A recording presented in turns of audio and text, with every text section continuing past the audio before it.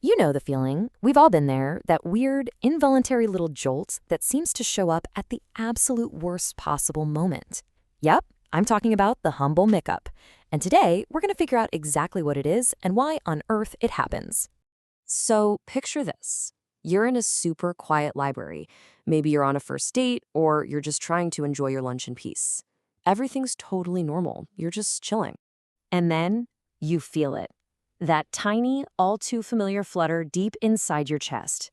It's like a little warning shot telling you your body is about to betray you in the most ridiculous way possible. And there it is, the hiccup. It's annoying, it's uncontrollable, and it's just, well, it's bizarre. So what exactly is this biological glitch? And more importantly, why does it even exist in the first place? Okay, so a hiccup isn't just some random noise your body makes. It's actually a reflex, something your body does completely automatically without you having to think about it.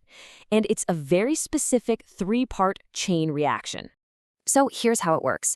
It all kicks off with your diaphragm, that big muscle right below your lungs. For some reason, it suddenly spasms and contracts. This yanks a bunch of air into your lungs super fast. But almost at the exact same time, your vocal cords slam shut.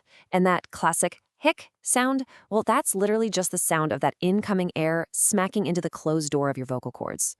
You can really just boil it down to that. It's a tiny, involuntary muscle spasm that happens to come with its own, often very embarrassing sound effect. All right, so if a hiccup is a reflex, what's actually triggering it?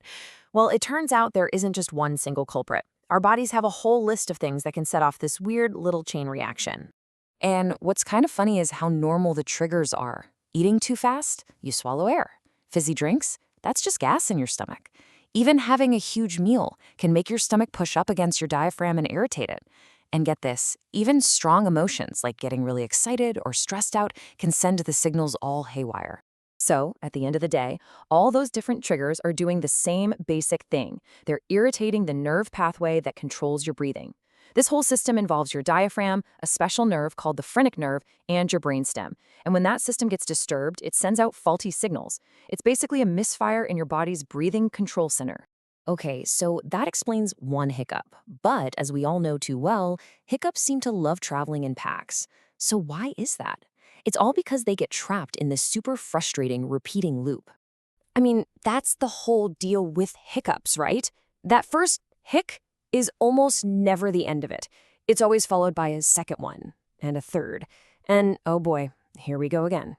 This happens because the reflex creates its own little feedback loop. That first spasm sends a faulty signal up to your brain.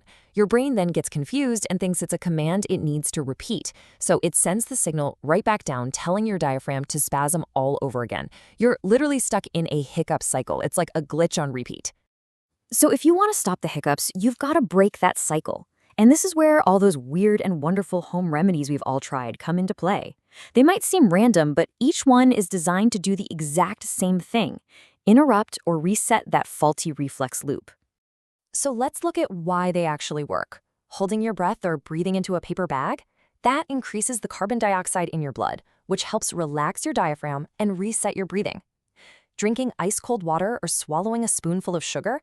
That creates a new, strong sensation that can basically override and distract the hiccup signal.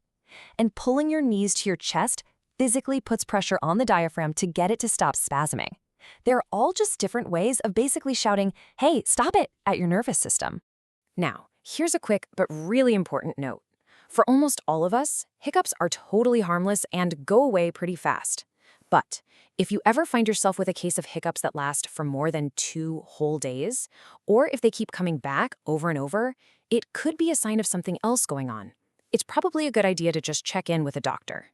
Okay, but now we get to the most fascinating question of all. Why do we even have this weird biological program in the first place? Some scientists believe hiccups aren't just a random glitch. They might actually be an echo from our deep evolutionary past.